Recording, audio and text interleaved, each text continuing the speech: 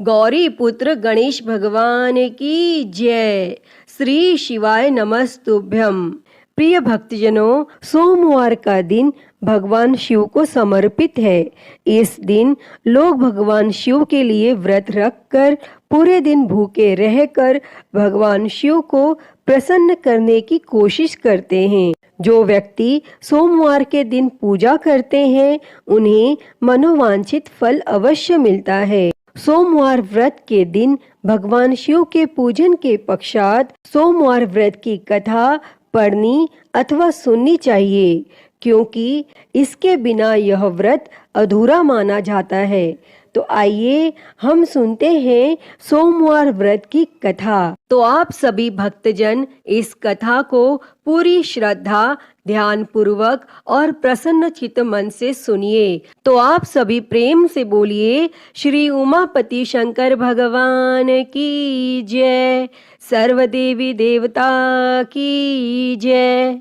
एक बार की बात है, माता पार्वती शिवजी को पति रूप में प्राप्त करने के लिए घोर तप कर रही थी और उनके तप को देखकर देवताओं ने शिवजी से देवी की मनोकामना को पूर्ण करने की प्रार्थना की। तब शिवजी ने माता पार्वती जी की परीक्षा लेने सप्त ऋषियों को भेजा और सप्त ऋषियों ने शिवजी के सैकड़ों अवगुण गिनाए, परंतु पार्वती जी को महादेव के अलावा किसी और से विवाह मंजूर नहीं था। भक्तजनों, विवाह से पहले सभी वर अपनी भावी पत्नी को लेकर आश्वस्त होना चाहते हैं। इसीलिए भगवान शिवजी ने स्वयं भी पार्वती जी की परीक्षा लेने की ठानी और भगवान शंकर प्रकट हुए और पार्वती जी को वरदान देकर अंतर ध्यान हुए। इतने में पार्वती माता जहाँ तप कर रही थी, वहीं पास में तालाब में मगरमच्छ ने एक लड़के को पकड़ लिया और लड़का जान बचाने के लिए चिल्लाने लगा। माता पार्वती जी से उस बच्चे की चीख सुनी नहीं गई और द्रवित हृदय होकर वह तालाब पर पहुंची तो देखती है कि वह मगरमच्छ लड़के को तालाब के अंदर खींचकर ले जा रहा है। तब लड़के ने देवी को देखकर कहा, मेरी ना तो माँ है, ना बाप, ना कोई मित्र, माता आप मेरी रक्षा करें। तब पार्वती जी ने कहा, हे मगरमच्छ, इस लड़के को छोड़ दो। तब मगरमच्छ बोला, दिन के छठे पहर में जो मुझे मिलता है उसे अपना आहार समझकर स्वीकार करना मेरा नियम है और ब्रह्मदेव ने दिन के छठे पहर इस लड़के को भेजा है, मैं इसे क्यों छोड़ूं? तब पार्वती जी ने विनती की, तुम इसे छोड़ दो, बदले में तुम्हें जो चाहिए वह मुझसे कहो। तब मगरमच्छ बोला, एक ही शर्त पर मैं इसे छोड़ सकता हूँ। आपने तप करके महादेव जी से जो वरदान लिया है, यदि उस तप का फल मुझे दे दो तो मैं इसे छोड़ दूंगा। तब पार्वती जी तुरंत तैयार हो गई और उन्होंने कहा, मैं अपने तप का फल तुम्हें देने के लिए तैयार हूँ, लेकिन तुम इस बालक को छोड़ दो। और मगरमच्छ ने समझाया, सोच लो देवी, जोश में आकर संकल्प मत करो। हजारों वर्षों तक जैसा तप किया है वैसा देवताओं के लिए भी संभव नहीं है। उसका सारा फल इस बालक के प्राणों के बदले चला जाएगा। तब माता पार्वती जी ने कहा, मेरा निश्चय पक्का है, मैं तुम्हें अपने तप का फल देती हूँ, तुम इसको जीवन दे दो। और तब मगरमच्छ ने पार्वती जी से तप दान करने का संकल्प करवाया और तप का दान होते ही मगरमच्छ का देह तेज से चमकने लगा और मगरमच्छ बोला, हे पार्वती, देखो तप के प्रभाव से मैं तेजस्वी बन गया हूँ। तुमने जीवन भर की पूंजी एक बच्चे के लिए व्यर्थ कर दी। चाहो तो अपनी भूल सुधारने का एक मौका और दे सकता हूँ। तब पार्वती जी ने कहा, हे ग्राह, तब तो मैं पुनः कर सकती हूँ, किंतु यदि तुम इस लड़के को निगल जाते तो इसका जीवन वापस नहीं मिल सकता था। और देखते ही देखते वह लड़का अदृश्य हो गया और मगरमच्छ भी लुप्त हो गया। तब पार्वती जी ने विचार किया, मैंने तब तो दान कर दिया है और अब पुनः तप आरंभ करूंगी। और पार्वती जी ने फिर से तप करने का संकल्प लिया। तब भगवान सदाशिव फिर से प्रकट होकर बोले, पार्वती भला अब क्यों तप कर रही हो? तब पार्वती जी ने कहा, प्रभु मैंने अपने तप का फल दान कर दिया है। आपको पति रूप में पाने के संकल्प के लिए मैं फिर से वैसा ही घोर तप कर आपको प्रसन्न करूंगी। और तब महादेव जी बोले, मगरमच्छ और लड़के दोनों रूपों में मैं ही था और तुम्हारा चित्त प्राणी मात्र में अपने सुख दुख का अनुभव करता है या नहीं, इसकी परीक्षा लेने को मैंने यह लीला रची थी। अनेक रूपों में दिखने वाला मैं एक ही हूँ। मैं अनेक शरीरों से अलग निर्विकार हूँ। तुमने अपना तप मुझे ही दिया है, इसीलिए अब और तप करने की कोई जरूरत नहीं है। तब देवी ने महादेव को प्रणाम कर प्रसन्न मन से विदा किया। तो सभी प्रेम से बोलिए, शंकर पार्वती भगवान की जय। हर हर महादेव। प्रिय भक्तजनों, आइए अब सुनते हैं सभी मनोकामनाओं को पूरी करने वाली अगली कथा। एक समय की बात है, एक गांव में भगवान शिव जी का परम भक्त एक ब्राह्मण रहता था। वह ब्राह्मण जब तक रोज सुबह ब्रह्म मुहूर्त में उठकर नित्य कर्मों से निवृत्त होने के पश्चात भगवान शंकर का पूजन नहीं कर लेते थे, तब तक उन्हें चैन नहीं पड़ता था। और जो कुछ भी दान दक्षिणा में आ जाता, उसी से वह ब्राह्मण अपना गुजारा करते थे। और दयालु इतने थे कि जब भी कोई जरूरतमंद मिल जाता तो अपनी क्षमता के अनुसार उसकी सेवा जरूर करते थे। और इस कारण शिवजी के परम भक्त ब्राह्मण देवता गरीबी का जीवन व्यतीत कर रहे थे। और ब्राह्मण की इस दानी प्रवृत्ति से उनकी पत्नी उनसे चिढ़ती तो थी, किंतु उनकी भक्ति परायणता को देख उनसे अत्यधिक प्रेम करती थी। इसीलिए वह कभी भी उनका अपमान नहीं करती थी। और साथ ही अपनी जरूरत का धन वह आस पड़ोस में मजदूरी करके जुटा लेती थी। एक समय ऐसा आया जब मंदिर में दान दक्षिणा कम आने लगी, जिससे उन पंडित जी को आर्थिक तंगी का सामना करना पड़ा। और घर की मूल आवश्यकताओं की पूर्ति नहीं होने के कारण ब्राह्मणी दुखी रहने लगी। और इसी तरह दिन बीतने लगे।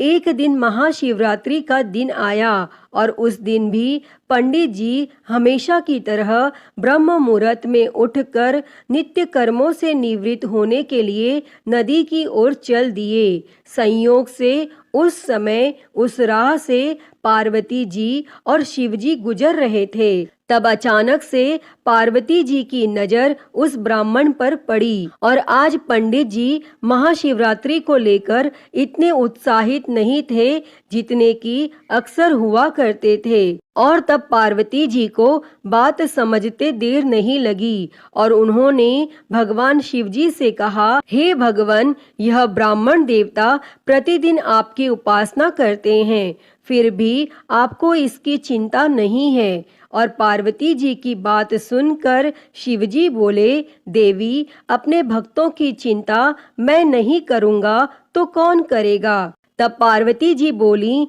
तो हे महादेव, आपने अब तक इसकी सहायता क्यों नहीं की? तब शिवजी बोले, देवी, आप निश्चिंत रहिए। अब तक उसने जितने बिल्व पत्र शिवलिंग पर चढ़ाए हैं, वही बिल्व पत्र आज रात्रि में उसे धनपति बना देगा। और यह बातचीत करके पार्वती जी और शिवजी तो चल दिए, किंतु संयोग तो देखिए, उसी समय उस राह में एक व्यापारी गुजर रहा था और उसने छुपकर शिवजी और पार्वती जी का वार्तालाप सुन लिया। तब व्यापारी ने अपना दिमाग चलाया, अगर बिल्व पत्र से ब्राह्मण धनपति हो सकता है तो फिर मैं क्यों नहीं हो सकता। और यही सोच वह ब्राह्मण के घर पहुंच गया और ब्राह्मण से बोला, पंडित जी, आपने अब तक जितने भी बिल्व पत्र शिव पूजन में चढ़ाए हैं वह सब मुझे दे दीजिए और बदले में मैं आपको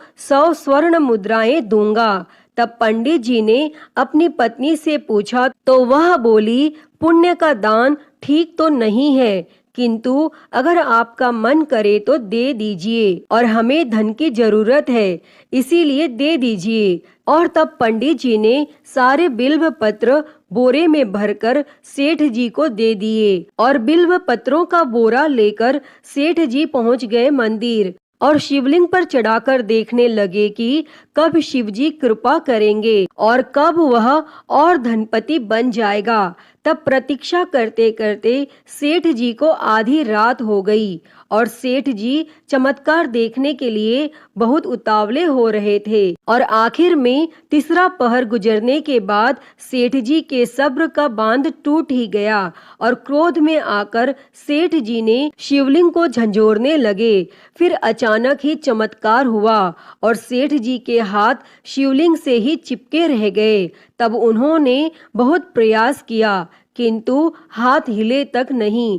थक हार कर सेठ जी शिव जी से क्षमा याचना करने लगे, तो शिव जी बोले, हे लोभी सेठ, जिस ब्राह्मण से तूने यह बिल्व पत्र खरीदे हैं उसे 1000 स्वर्ण मुद्राएं दे, तब जाकर तेरे हाथ छूटेंगे। और प्रातः काल जब पंडित जी पूजन के लिए आए तो उन्होंने देखा कि सेठ जी के हाथ शिवलिंग से चिपके हुए हैं और सेठ जी रो रहे हैं। तब उन्होंने पूछा तो सेठ बोला, पंडित जी, शीघ्रता से मेरे बेटे को 1000 स्वर्ण मुद्राएं लेकर मंदिर आने को कहिए। तब पंडित जी ने सेठ के बेटे को बुलाया, और सेठ ने वह स्वर्ण मुद्राएं ब्राह्मण को दिलवा दी। तब जाकर सेठ के हाथ शिवलिंग से छूटे, और यह देखकर पार्वती जी शिवजी से पूछती हैं, हे नाथ, आपने अब तक अपने भक्त को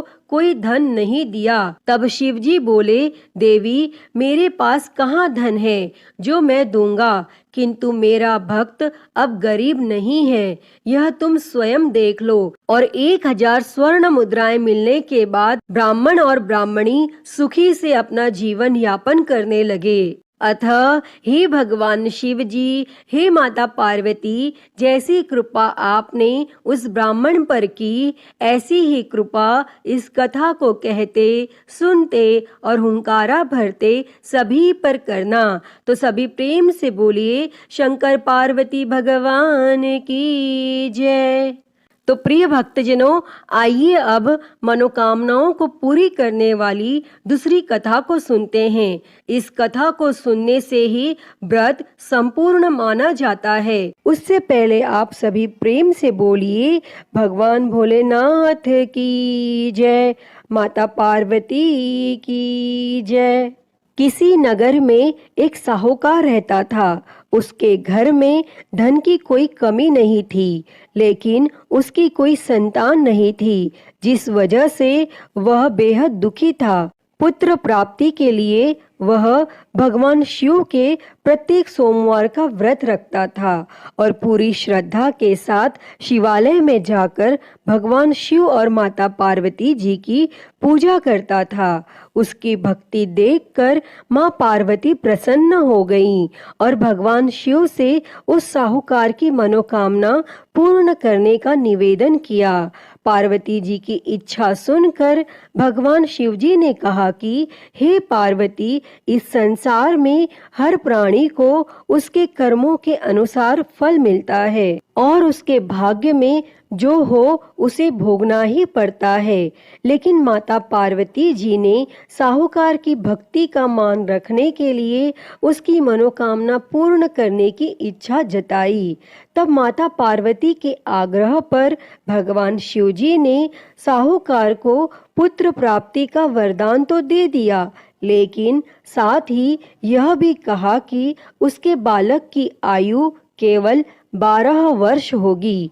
तब माता पार्वती और भगवान शिवजी की इस बातचीत को साहूकार सुन रहा था। उसे ना तो इस बात की खुशी थी और ना ही गम। वह पहले की ही भांति भगवान शिवजी की पूजा करता रहा और कुछ समय उपरांत साहूकार के घर एक पुत्र का जन्म हुआ। जब वह बालक 11 वर्ष का हुआ तो उसे पढ़ने के लिए काशी भेज दिया गया। साहूकार ने पुत्र के मामा को बुलाकर उसे बहुत सारा धन दिया और कहा कि तुम इस बालक को काशी विद्या प्राप्ति के लिए ले जाओ और मार्ग में यज्ञ करवाते जाना। जहाँ भी यज्ञ कराओ वहीं पर ब्राह्मणों को भोजन कराते और दक्षिणा देते हुए जाना। और दोनों मामा भांजे इसी तरह यज्ञ कराते और ब्राह्मणों को दान दक्षिणा देते काशी की ओर चल पड़े। रास्ते में एक नगर पड़ा जहाँ नगर के राजा की कन्या का विवाह था, लेकिन जिस राजकुमार से उसका विवाह होने वाला था वह एक आंख से काना था। तब राजकुमार के पिता ने अपने पुत्र के काना होने की बात को छुपाने के लिए एक चाल सोची। साहूकार के पुत्र को देखकर उसके मन में एक विचार आया। तब उसने सोचा क्यों न इस लड़के को दुल्हा बनाकर राजकुमारी से विवाह करा दूं और विवाह के बाद इसको धन देकर विदा कर दूंगा और राजकुमारी को अपने नगर ले जाऊंगा। और फिर उस लड़के को दूल्हे का वस्त्र पहनाकर राजकुमारी से विवाह करा दिया गया। लेकिन साहूकार का पुत्र एक ईमानदार लड़का था। उसे यह बात न्याय संगत नहीं लगी और उसने अवसर पाकर राजकुमारी की चुन्नी के पल्ले पर लिखा कि तुम्हारा विवाह मेरे साथ हुआ है, लेकिन जिस राजकुमार के संग तुम्हें भेजा जाएगा वह एक आंख से काना है। मैं तो काशी पढ़ने जा रहा हूँ। तब राजकुमारी ने चुन्नी पर लिखी बातें पढ़ी तो उसने अपने माता पिता को यह बात बताई। तब राजा ने अपनी पुत्री को विदा नहीं किया और फिर वह बारात वापस चली गई। दूसरी ओर साहूकार का लड़का और उसका मामा काशी पहुँचे और वहां जाकर उन्होंने यज्ञ किया और जिस दिन लड़के की आयु 12 साल की हुई उसी दिन यज्ञ रखा गया। लड़के ने अपने मामा से कहा कि मेरी तबीयत कुछ ठीक नहीं है। तब मामा ने कहा कि तुम अंदर जाकर सो जाओ और भगवान शिवजी के वरदानानुसार कुछ ही क्षणों में उस बालक के प्राण निकल गए और मृत भांजे को देखकर उसके मामा ने विलाप शुरू किया। संयोगवश उसी समय भगवान शिवजी और माता पार्वती उधर से जा रहे थे। तब माता पार्वती ने भगवान शिवजी से कहा, प्राणनाथ, मुझे इसके रोने के स्वर सहन नहीं हो रहे। आप इस व्यक्ति के कष्ट को अवश्य दूर करें। और जब भगवान शिवजी मृत बालक के समीप गए तो वह बोले कि यह तो उसी साहूकार का पुत्र है जिसे मैंने 12 वर्ष की आयु का वरदान दिया था। अब उसकी आयु पूरी हो चुकी है। लेकिन मातृभाव से विभोर माता पार्वती ने कहा कि हे महादेव, आप इस बालक को और आयु देने की कृपा करें, अन्यथा इसके वियोग में इसके माता पिता भी तड़प तड़प कर मर जाएंगे। और फिर माता पार्वती के आग्रह पर भगवान शिवजी ने उस लड़के को जीवित होने का वरदान दिया और शिवजी की कृपा से वह लड़का जीवित हो गया। और फिर शिक्षा समाप्त करके वह लड़का अपने मामा के साथ अपने नगर की ओर चल दिए और दोनों चलते हुए उसी नगर में पहुँचे जहाँ उसका विवाह हुआ था। और उस नगर में भी उन्होंने यज्ञ का आयोजन किया। तब उस लड़के के ससुर ने उसे पहचान लिया और महल में ले जाकर उसकी आव भगत की और अपनी पुत्री को उसके साथ विदा किया। और इधर भूखे प्यासे रहकर साहूकार और उसकी पत्नी बेटे की प्रतीक्षा कर रहे थे। उन्होंने प्रण कर रखा था कि यदि उन्हें अपने बेटे की मृत्यु का समाचार मिला तो वह भी प्राण त्याग देंगे।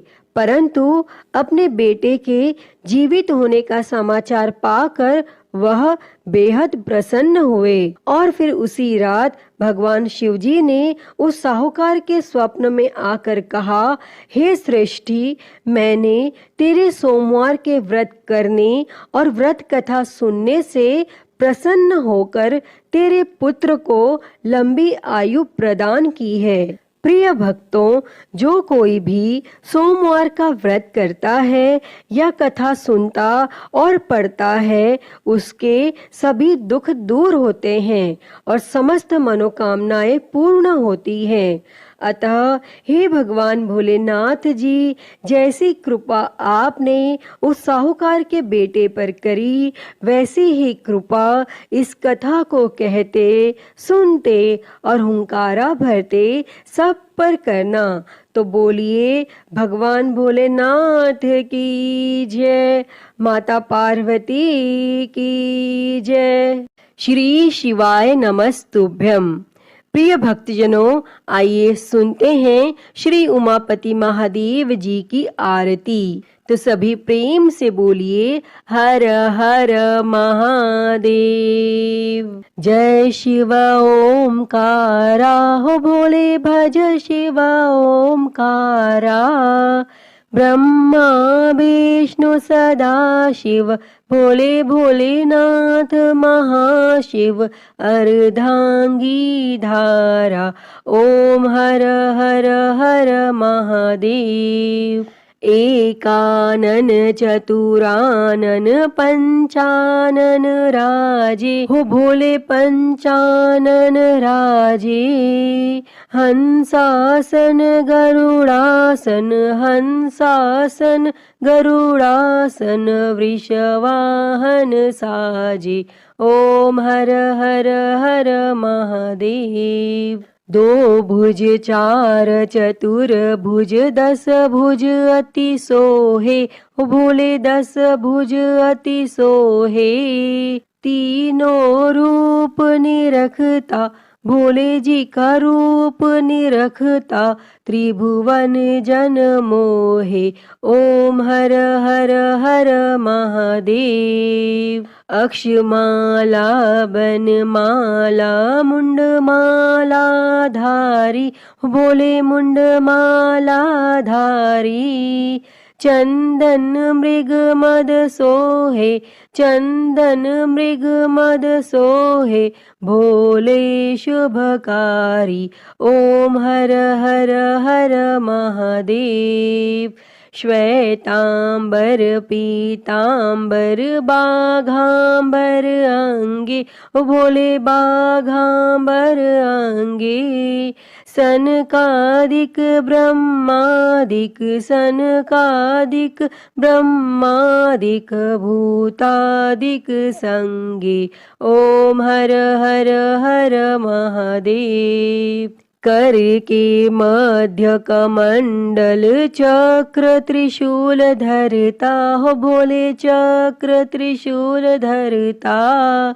जग करता जग भरता, जग करता जग भरता। जग संहार करता, ओम हर हर हर महादेव।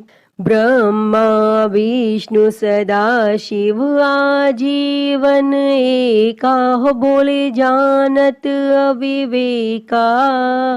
प्रणव अक्षर के मध्य, ओम अक्षर के मध्य। ये तीनों एका, ओम हर हर हर महादेव। काशी में विश्वनाथ विराजे नंदी ब्रह्मचारी, हो बोले नंदी ब्रह्मचारी। नित उठ दर्शन पावत, रुचि रुचि भोग लगावत। महिमा अति भारी, ओम हर हर हर महादेव। त्रिगुण स्वामी जी की आरती जो कोई नर गावे, हो बोले जो कोई नर गावे। कहत शिवानंद स्वामी जपत हलाहल स्वामी, सुख संपत्ति पावे। ओम हर हर हर महादेव। जय शिव ओमकारा, हो भोले भज शिव ओमकारा। ब्रह्मा विष्णु सदा शिव, भोले भोलेनाथ महाशिव। अर्धांगी धारा, ओम हर हर हर महादेव। ओम हर हर हर महादेव। अच्युतं केशवं राम नारायणं कृष्ण दामोदरं वासुदेवं हरे। श्रीधरं माधवं गोपिकावल्लभं जानकी नायकं श्रीरामचन्द्रं भजे। हरे राम राम राम हरे हरे, हरे कृष्णा कृष्णा कृष्णा हरे हरे। हरे राम राम राम हरे हरे, हरे कृष्णा कृष्णा कृष्णा हरे हरे। बोलिए भगवान श्री रामचंद्र जी की जय। वृंदावन बिहारी लाल की जय। काशी विश्वनाथ महादेव की जय। श्री गणेश जी महाराज की जय। माँ भगवती की जय।